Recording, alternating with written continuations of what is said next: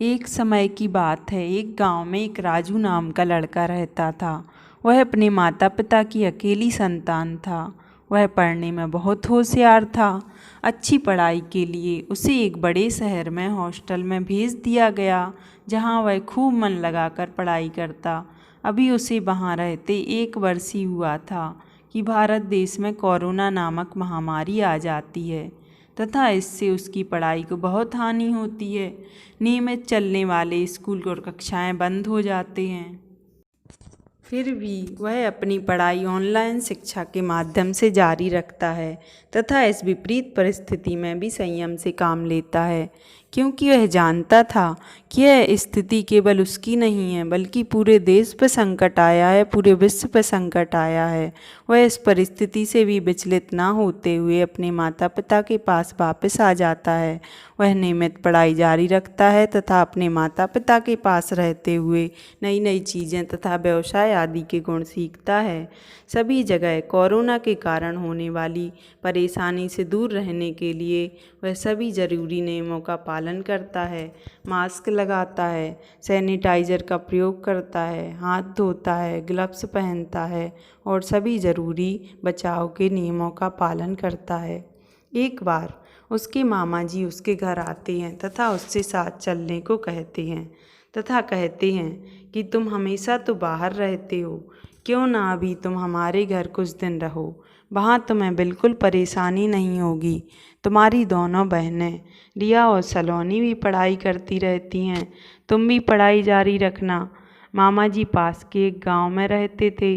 राजू उनके साथ कुछ दिन रहने की बात करके चला गया।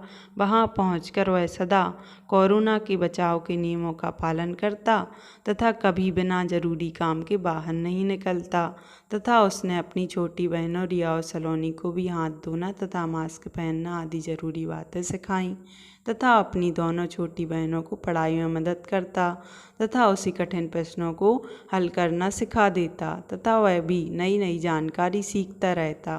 कुछ दिन मामा के यहाँ रहने के बाद वह अपने घर वापस आ गया। एक दिन उसे मालूम चला कि उसके पिताजी की तबीयत अचानक खराब हो गई है तथा जांच कराने पर वह कोरोना पॉजिटिव पाए गए तथा वह हॉस्पिटल में भर्ती हो गए तथा घर के बाकी लोग सुरक्षित थे। इस परिस्थिति में उसने बड़े संयम से काम लिया।